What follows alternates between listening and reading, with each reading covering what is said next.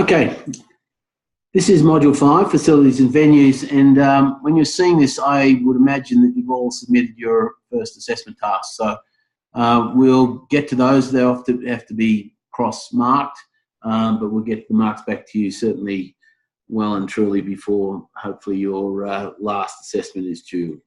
I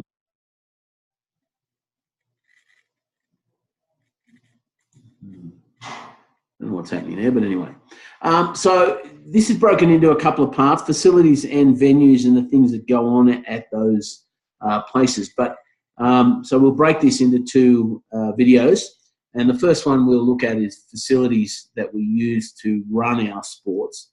This is a complicated area because depending on the environment or the sport that you're involved with, the cost of the facility may be extensive. You know, running an Olympic Games, for instance, you know, in Sydney, a lot of the facilities were, excuse me, were highly expensive. In many cases, I was CEO of New South Wales Baseball some years afterwards. And a baseball diamond is really a single activity venue because of the way that it's designed and everything else. And in many cases, that was a major problem. And, you know, the fact is that, you know, baseball is a third-level sport in Australia. Other sports grounds are able to be used for multiple sports. So Melbourne Cricket Ground, of course, is used for both cricket, obviously, where its original intent, but also used for AFL and for many other sports as well. So, in effect, you're getting multiple use out of it all year round. And, of course, it's also used occasionally for concerts and other things. And this is a priority now for many environments, that they would want to get as much usage out of facilities as possible. For instance, the Randwick Racecourse in Sydney, where the races are held, the horse races are held, they have many function rooms there. And over the years of business meetings and other things, I've been to many sort of meetings there. I've been to celebrations and other things. Excuse me. So let's get started on the facilities part of this and see how we go. What it is the coordination of the physical setting associated services with the user's needs. Now, the users are, in fact, two components, the players themselves that are going to be competing in the sport, but also those who are going to be today visitors as spectators, but also today, because so much sport is on television, we also need good facilities for people who are doing all the different audio and visual impacts that are going to be put on the television and everything else. So facilities have to include those things. Building a great sports stadium and there's no press areas and there's no room for television setups and management and everything else is a major problem. There are distinct differences between facility management in sport and recreation management and facility planning and design. And we're not going to get into great depth about engineering and architecture and everything else, because it's certainly not my little area of expertise, but also the fact that as sports progress and as the customer requirement as a spectator increases to more comfort and everything else, what happens is that the requirements keep changing and they keep upgrading. And so, you know, being able to have people sit on a bench seat at a football ground is fine, but eventually people are going to want to be sitting on individual seats. That's going to move through to the extent that, as you see in the United States, stadiums that are fully enclosed, individual padded seating, and they can do this because they're not exposed to the weather, and so effectively you can put plush seating in this place, and if you've got enough games to justify the cost of building these facilities, well then it's maybe worthwhile. Some of the organisational areas, we often think that we pay our price for a ticket at the front gate and in we go. But there's so many organisational areas that are required to get it right for these types of environments. Certainly booking and scheduling is in many cases, a major exercise. We know that sports grounds that are used for multiple sports, so for instance, an AFL ground that's also used for soccer or something like that, they have to schedule their competitions and everything else to fit in with that. Cricket season on at the moment. Obviously, you had the Test series, and then you've got the one-dayers and the 2020 games. And these things need to be scheduled in well in advance because of the Big Bash League and other things that are going to be needing some of these grounds. Second thing is obviously the marketing and the public relations. And this is a valid point because basically we need to, once we've got a venue booked and we've got a schedule and an event booked, we need to get the message out into the marketplace and where possible, pre-sell our tickets if that's at all possible. So, you know, that's a very important part of, you know, getting the message out, public relations about, you know, what's going to be happening and, you know, entertainment and everything else. And so, you know, that following on from that is the advertising we need to do to get the public to turn up. You obviously need security. I think I've mentioned in a previous video that we've had or one of the online sessions that I went to the first ever World Series cricket day-night game at the Sydney Cricket Ground. First of the Kerry Packer matches, Australia versus West Indies. There were 55,000 people at the Sydney Cricket Ground and 4 policemen. It was a nightmare. It was like UFC on the hill. You know, we still had a hill on the Sydney Cricket Ground in those days. It was just unbelievable. And, I mean, I'm surprised they didn't end up with the riot squad there and everything else. But it was just the most unbelievable thing I've ever seen in my life in terms of crowd just out of control. And then, of course, later on the hill, because I'm a bit older than you, I still remember going to the hill with my mates, they reduced us to only allowing 1 slab of beer per person. I mean, how inconsiderate, right? And sitting in the sun all day, baking yourself. Today, at least, you'd have slip, slop, slap, and you'd be protecting yourself from the sun, if nothing else. We also need, of course, safety, first aid and medical assistance, and particularly where you've got large crowds, you're always going to have some medical issues. And so we need security linked to these people so that we can get medical assistance to people who maybe have had a medical instance or there's some injury or something like that. You obviously need housekeeping and maintenance, and this is about cleaning the facility. And in many cases, of course, grounds are used one day after another. You think of a 5-day cricket test. This Sydney, Melbourne Cricket Ground, you know, Boxing Day test, 70, 80,000 people into the ground. They all go home. They leave a hell of a lot of mess around the place. That's all got to be cleaned up, and the place has got to be pristine clean the next morning. So a whole army of cleaners and other people come in to make sure that the toilets are clean, that all the rubbish is gone from between the seats and everything else.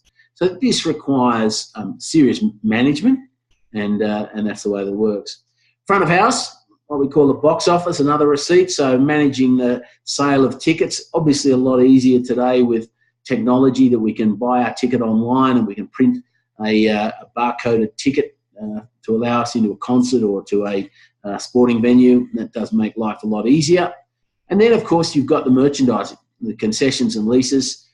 In many facilities, the management or the ownership of the team wants to control the supply of food and beverage.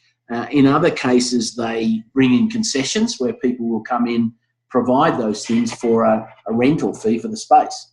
And that may be linked to the turnover. Quite often is these days. It's linked to the turnover. So they pay a flat fee, for instance, and then they'll pay a certain amount based on the turnover that they have on the day. And clearly, if their turnover is not high, and they're not doing as well as the other venues in the place because of the type of food they're selling, for instance, or the level of service they're providing because it's too slow or whatever, they get rid of them. And so, you know, because this is a revenue area for the ground, and it's very important that we do that. Outside of the ground, of course, you've got traffic and parking issues, getting people, you know, in terms of transport, getting them to and from the ground safely and quickly. And then you've got the other standard management issues that you need to deal with, obviously financial management, human resources in terms of how you manage your people. For the majority of these things, a lot of the staff are casual staff. So if there's an event on, they come in, there's no event for 2 months, well, they have no work. And that's often a difficult thing that, you know, if you can't offer people regular work, they'll go and find some other work somewhere else. And then when you call on them, they say, well, I'm sorry, but, you know, I've got more regular paying work. and I can't come and work on that Saturday. So that's the way that it will work. And then obviously you've got to take a substantial amount of risk management planning to make sure that all of the areas that we're involved in are not going to cause us any problem. So let's break this down a little bit in terms of booking and scheduling. We've got to attract an event to our venue. In the case of a club that owns its own ground, well, obviously you don't have to attract an event. You've got your own events, which are part of the schedule for the season. But then you've got to make sure that you've got all the plans in place for each of those home games. In terms of scheduling, what event and when are we going to play there? Reservation process, maybe we want to put a tentative hold on a facility if we're running an individual or single event. That asks for a specific date and time, but nothing more is done. In some cases with venues, they will ask you to pay a holding deposit. And in major venues, that holding deposit may be non-refundable. But, in a contracted reservation, a deposit would be paid, also called a confirmed reservation, and there'd be a contract drawn up and signed by both parties so that you're secured the venue, you know that the venue is available for your event, they've secured your patronage and a contracted commitment for you to pay the costs of hiring it for that day. Ticketed event, open to the public, ticket sales, gate proceeds, ushers and security, insurance, public liability, all these things have got to be taken into consideration. Public liability insurance is substantial for when you've got large numbers of people. But even in a small residential dwelling, part of our insurances is public liability if people injure themselves on our premises. You've also got a non-ticketed or closed event, convention or a trade show or a membership-based service event. Now, in those cases, we've still potentially got gate activities with ushers and security and insurance and public liability. A lot of the big trade shows, unless you're actually in the industry, you can't even get into them. And so that's the way that it would work. In many ways, you might have reduced liability because people there are business people anyway, rather than just the public. And for a small event, simple most of the time, meetings, training, small club meets, clubs still have to pay insurance, and we have to cover ourselves. Even local junior clubs in any sport need to take out insurance against the potential of injuries and other things that might happen. In terms of security, when we talk about in-house or outsourced, basically most security now is outsourced, mainly because we're not doing these things on a daily basis. Now, in a licensed club, for instance, that may be attached to the ground, perhaps, they would have their own in-house security, but generally the contracted arrangements are put in place for large events where security people come in. If it's in-house, you've got a legal doctrine, respondeat superior, so the employer assumes legal responsibility for the action of the employee. Now, there has been a lot of issues with this over the years where bouncers and security people have taken it upon themselves to eject unruly, perhaps, or sort of inebriated customers and rough them up outside the premises. Now, that is a problem for the employer, for the club, because they are responsible for what their employees do. And so quite often we would outsource this so that we take away that legal liability.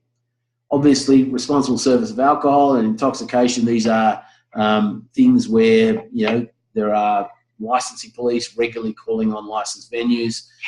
Regulations are strict, as they need to be. We've had a lot of, coward punch injuries and deaths over the years, and, it's a major issue. There's no doubt about it, where you mix young, healthy people excited about a game and then perhaps disappointed by the result. You've got two supporters teams around the same drinking venues. You end up with severe problems in some cases. And unfortunately today, we've got to consider things like terrorism, rioting, panic and stampede. And we've seen examples of this in some places overseas where people have been injured or killed, where we're rioting people because they think there's a bomb or they think there is a fire or something like that, and they crush people to death against a fence as they're trying to escape or something like that. The terrorism thing, recently obviously at the cricket, and also now recently at the Australian tennis, There's been very sort of strict terrorism checks for people with inappropriate stuff in their bags and everything like that. Unfortunately, it is the way of the world now, and I think we've seen it in the airline industry over the last few years since 9/11, and I think we're just going to have to live with it. It's a huge additional cost to sports and to travel and everything else, but it's just something that unfortunately certain people want us to be in fear, and large crowds are a good target for inappropriate behaviour. Okay, safety, first aid and medical. Now this is an interesting one because we need to have a process in place where we have contact facilities. So we have to have two-way radios or contact facilities, emergency chain of command. You've got to have an emergency coordinator, area wardens for fire and first aid and everything else. In some cases, particularly in the large venues, we've got to have emergency response training. And in some cases, this is the difference between life and death for people. You can get people, quickly, if you can get medical help there quickly, many times we can save people's lives by doing that. Most sporting events, most sporting facilities in Australia have defibrillation machines now for people who have a heart attack.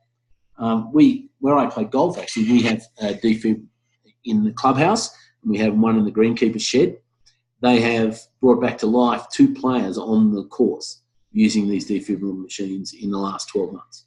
So they're fantastic machines. They do all the work themselves. You basically just follow the instructions and the machine does it itself.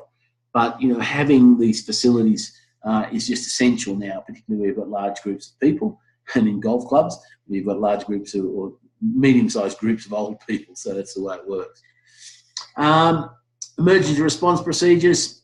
If you get to the really, really bad environments for evacuation, a bomb threat, fire, flood and storm, mechanical failures and everything else, these things are not good. And so you have to have a way of dealing with them. So you've got to have a procedure in place to make sure that these things don't destroy your event, if you like. The problem with it is if people go through a situation where, let's say, the lighting goes out halfway through the game, can't get it restarted, the game has to be cancelled and rescheduled. Are you likely to get the same people turning up next week to watch another game if they think, well, maybe the lights will go out again and we'll have to find our way to the car park in the dark and down the stairs and everything else? So, you really need procedures in place that give you backup lighting for security and everything else as best you can. Housekeeping and maintenance. When you think about this, you think, well, this is pretty straightforward stuff. You just get a whole bunch of cleaners in there and everything else. But it's the scheduling of these people and the way that they do their work is critical. And as I said, and there's something like the Melbourne Test, 80,000 people in one day, you're going to expect them 70,000 the next day. You've got a limited time in which to clean the facility before people pour in the door the next day. So, it requires some serious organisational preparation and, a large number of people in many cases to make sure that you can do that. You might need storage space for the patrons' equipment. You'll obviously need staff for housekeeping, set-up crews, cleaning crews. You might need engineering staff to do maintenance and repairs, and certainly with things like major, night events, you've got to have, backup power sources and everything for your lighting. And you may need some very specific technical skill, crane operators and others, if you're putting, camera crews up high or to watch a game. You don't want the camera crew to be up there all night if you can't get the crane to work. Front of house, all front of house staff, most important and most visible function, courtesy to patrons, familiarity with events. All front of house staff are also public relations and information providers. I'm over in ski resorts at the moment. I've got to tell you the quality of customer service in the United States is exceptional. There's no doubt about that. Whether you're in a restaurant or a ski resort or wherever you are, not necessarily at the airport with the immigration staff. Hopefully they're not watching this. They're not particularly friendly. But in a ski resort here, the amount of people that are provided to provide information just on the mountain and, in the morning, getting to the resort and all the rest of it, absolutely fantastic. even the people driving the shuttle buses and things like that. They're just so friendly and helpful, and everything else. And it's an important part of it because it represents the organisation. And one bad experience with a bus driver or someone sort of ticketing you at the front gate or whatever can ruin your experience of coming to a function. So it's absolutely important that you train these people properly, make them understand what they've got to do. And if you relate this to the hospitality industry, which arguably sport is an entertainment or a hospitality, if you relate this to the hotel environment, people who work in a 5-star hotel, when they first work there, they wouldn't let those people anywhere near a guest for probably 5 or 6 weeks after they'd arrived there, and train them properly as to what 5-star service really is. And if you get the opportunity to work in those, up high-end environments, you realise just what goes into making sure that we train people properly and everything to make sure that they do a good job. And in some cases, of course, where there's been, for one reason or another, refunds and exchanges, we have certain legal controls on those things and legal responsibilities that we need to maintain. Now, merchandising. This is a critical area for sporting clubs today because, there's a substantial amount of income potentially from this. So we need to have concessions and leases that can provide great income sources. In terms of food and beverage, obviously alcohol, food and snacks, junk or restaurant fare, and it really depends on whether your venue can provide these types of facilities. I've mentioned before, if you go to a baseball game in the US, and bear in mind they have something like 90 home games, so, you can actually make a business out of 90 days of 40,000 people turning up to potentially to your food venue. But the quality of food is outstanding. Not overly expensive, not cheap, but not overly expensive, but very, very high quality. And lots of concessions all around in the parts of the ground. So you never have to walk far, you never have to wait long, service is great and everything else. Sydney Cricket Ground, as I mentioned before, appalling. The food's poor, they run out of stuff. I just don't understand how they can't get it right when, places like RSL clubs or Leeds clubs or whatever can feed, the necessary number of people. Now, I know, 40, 50,000 people might be an exercise, but you just multiply out by what you understand will happen. The problem is we just don't have enough regular attendance at a lot of these facilities to know how many people are going to turn up and what level of service that we need to bring. But, good quality service, fast and, edible products certainly will bring people back to our venue on a regular basis. Now, we also have merchandise and licensed products and brand affiliations, which are important. And they also, particularly our merchandise and our licensed product, very, very important part of the way we generate income. And you look at some of the major soccer teams around the world, Manchester United, Juventus, and we see people wandering the streets in our own cities wearing those jerseys. And so some of the funds from that goes back to the club, and that's a very important part of them generating the huge revenues that they need to pay for the players with the massive amounts of payments that they make to those players. You obviously need advertising revenue, so signs all around the ground, signs as you approach and other things, sometimes signs over the top of the ground. And, maybe you'll also have people walking the corridors of the ground selling, what we call roaming vendors, selling different things, ice creams and cool drinks and everything else, whatever they can carry effectively. We've got to consider with this, of course, things like food safety. And, we don't just let anybody come in there and start dishing out food. You've got to make sure that they're understand what they're doing and can do a good job, but that's the way that might work. Got to look at the merchandise profit, whether you have a flat fee, a percentage of sales or fee per patron, so head count. And then we've got to be careful of things like scalping, bootlegging and piracy. Couple of things about that. People in some venues are not allowed to take photographs, particularly at concerts. However, in other environments, taking photographs is quite acceptable. Certainly in the football or the cricket, there's no problem with that sort of thing. where you're not supposed to be taking photos at a concert or something like that, how do you stop people from using their mobile phone?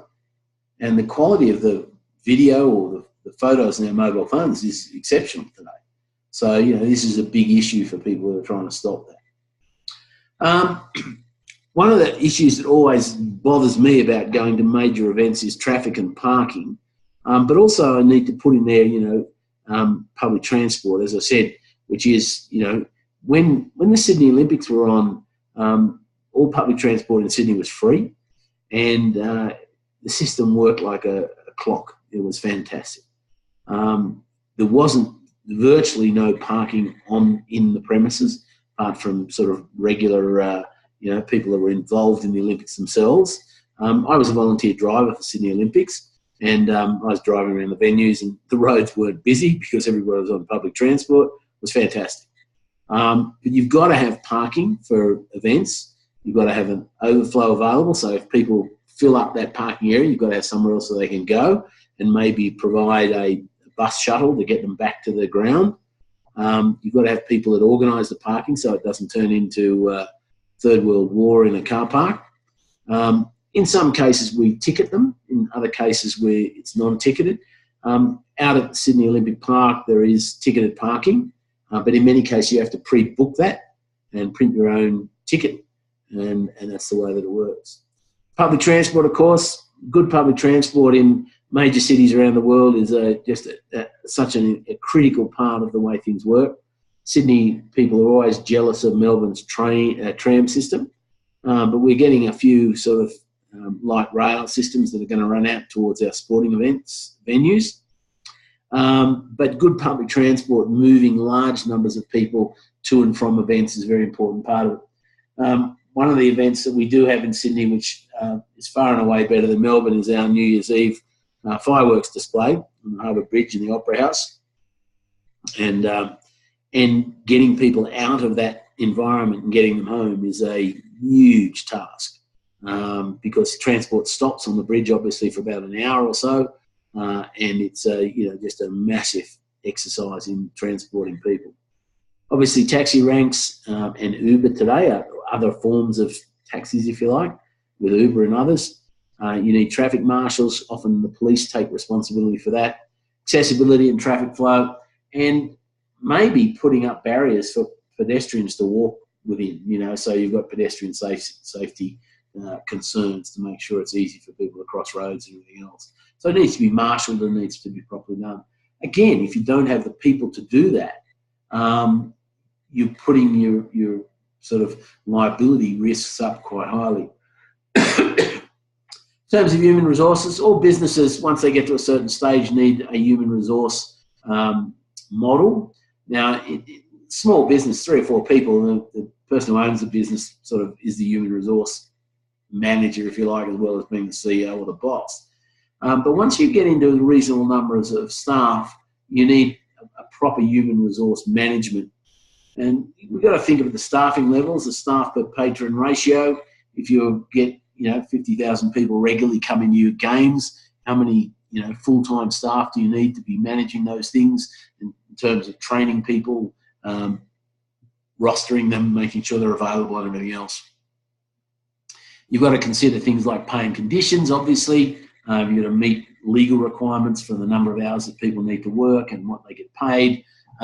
You can use contractors or employees. A lot of organisations, because of the spasmodic sort of timing of these things, use contractors, casual contractors. And in some cases, they use young people from universities and other things to go and do this work. They're a great source of energetic employees. And quite often, of course, they get the opportunity to witness the event as well. So that's a added bonus for working in that environment. But you've also got to provide safe working conditions for those people. So in some cases, that may be uniform. So, they may need wet weather gear, and they may need other things like that in terms of what you need to provide for them in terms of their dress or footwear or other things. In terms of sport programming and scheduling, this is a complex thing because basically today so much of this is driven by television. And, 5 common styles of program development. Programming by objective, desires of the participants, needs assessment results, perceived needs of the participants. It's interesting, in some of the Olympic Games we've had over the last few decades, the marathon has been run at 6 o'clock in the morning because the places where they've had these events are so hot that running them in the middle of the day is just impossible. And so basically the marathon will start at 6 o'clock in the morning to finish at 8:05, 8:10, because otherwise in the middle of the day it's, 100 degrees or 40 degrees Fahrenheit or 40 degrees centigrade. So it's very, very hot. We've also got to have potentially maybe a cafeteria style, a selection of options in terms of how we develop programs. And then obviously we've got to take into consideration external requirements that may be by the government or the police or others or the actual sporting body under which we are involved. In terms of the objectives planning and programming, objectives must be consistent with the objectives of the participants. In other words, there's an assumption that the programming team programmer is able to conceptualise the activity process, so how things will flow, and is skilled in writing or performance objectives.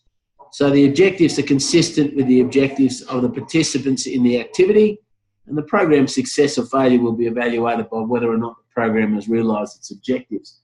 And so we go through this in terms of making sure that things are going to work for us. In terms of program by desires, allows for consumer participant involvement in the process. Planning process involved in these approaches are programs should be designed to meet the needs of and the interests of the consumer. So we'll have diversity in skill levels, in gender, non-competitive to highly competitive. You look at something like the Sydney City to Surf 14-kilometre fun run. For some people, that's not a fun run. They're finishing that in 43 minutes. I think the best time I'd ever did was about 68.5. But anyway, that's another thing. But the thing about it is you're dealing with people who are going to walk the 14 kilometres. You're dealing with people who are going to jog it. You're dealing with people who are going to run it. And then you've got elite athletes that you need to set off at the front because they're the ones that are going to be trying to set a new race record. So, you've got to consider the different people that are going to be involved in that. So you've got these non-competitive people right through to the very, very highly competitive. And then you've got to look at things like financial arrangements, free to special costs, time offering, and the format for participating in terms of size of activity groups. One of the other events that I used to go in quite regularly, they have a cycle race in Sydney. It's not a race, a cycle in Sydney to raise money for the Multiple Sclerosis Society, MS. And it's Sydney to the Gong. It's about 95 kilometres, I think. I went in it probably half a dozen times. And, certainly the races go off at about 8 o'clock and then they start people for the next 2 hours. And, they have a muffin and coffee stop along the way and away you go. It's highly organised. It's fantastic. As I said, it's a fundraiser for multiple sclerosis. And it's fantastic. But again, you've got this skill levels, completely different, genders and everything else. It works really well. And you've got kids in it as well. Programming by perceived needs, programming by applying professional knowledge of the assumed needs of the people. We are sports professionals, know what the sport consuming public want and need. Sport professionals are in a better position to know what others want than anyone else. And consumers are unable to clearly identify their own sporting desires. And consumers like to be told what they're interested in. Now, it's a dangerous area, this, because basically programming by perceived needs means that you're taking over responsibility for what you deliver. People are much the same and time and money are saved by avoiding expensive surveying when our program designs are satisfactory in most cases. When you're dealing with tens of thousands of people, you've got to make a decision as to what you're going to deliver. And going and asking 10,000 people, you'll get probably 3,000 different responses. So, in some cases with large things like that, you've got to understand the sport and the requirements, but you've also got to make sure that you sort of deliver for the majority rather than just the elite or certain people.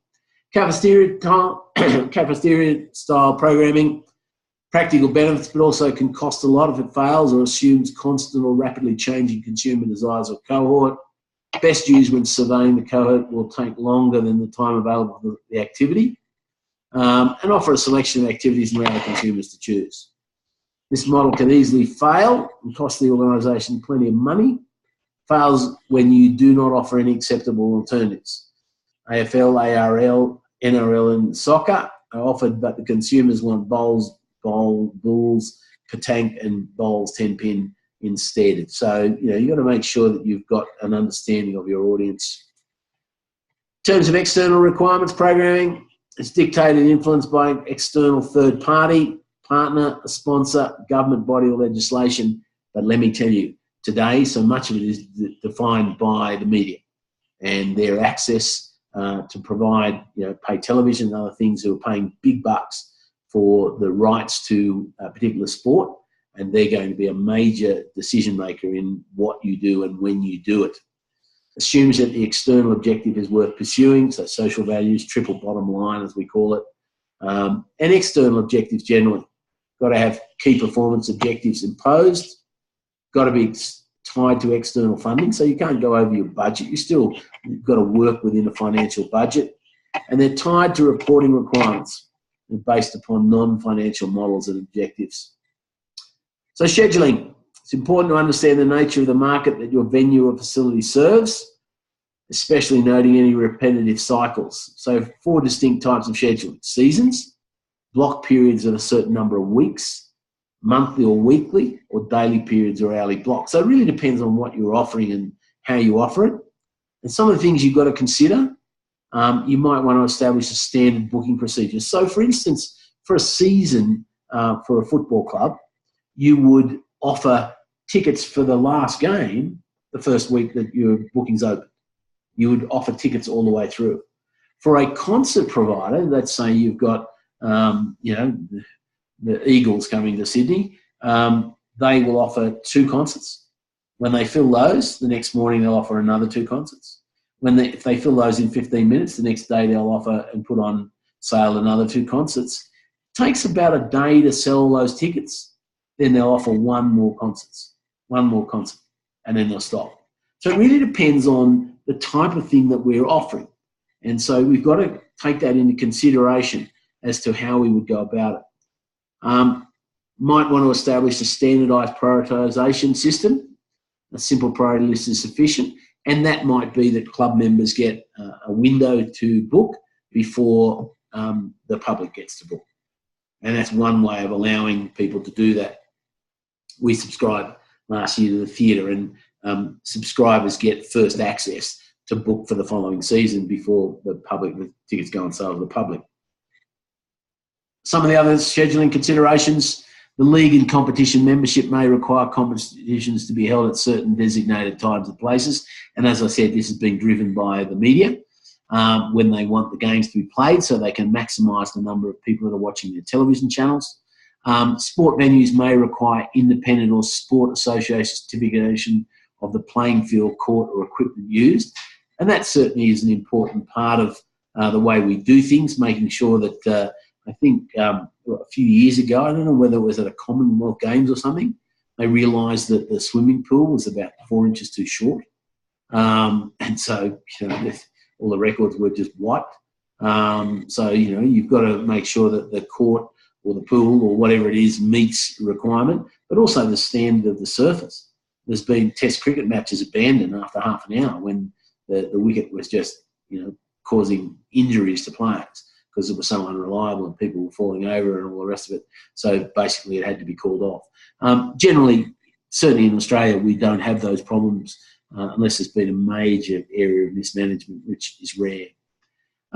We sometimes have a season-based cycle with guaranteed participation over a certain period, and we ask people to do that, to commit to a certain period. And then things like school holidays may impact upon planned schedules. So, when people are away potentially, that might have an impact on, people coming to a game, or during school holidays, more and more people will come to the games because they're trying to find entertainment to keep the kids busy. You also want a home and away balance. There's always concerns about clubs who are disadvantaged by having more away games than home. The best teams seem to get around that, of course, but certainly the middle of the road teams like to have that home ground advantage and their home supporters and everything else. Specific matchups or random allocation, generally in the football codes, obviously, we have specific matchups. In other things, we might have random allocation. And, it depends on the fallow time. In other words, the break between matches as to how that impacts people along the way. If we leave it too long, people find other things to do, and that's a problem. Okay, we're going to leave it there for today, and then we're going to come back to this in a couple of days for the next part of Assessment 5 or Module 5. So hopefully that's been of help to you, and we'll go from there.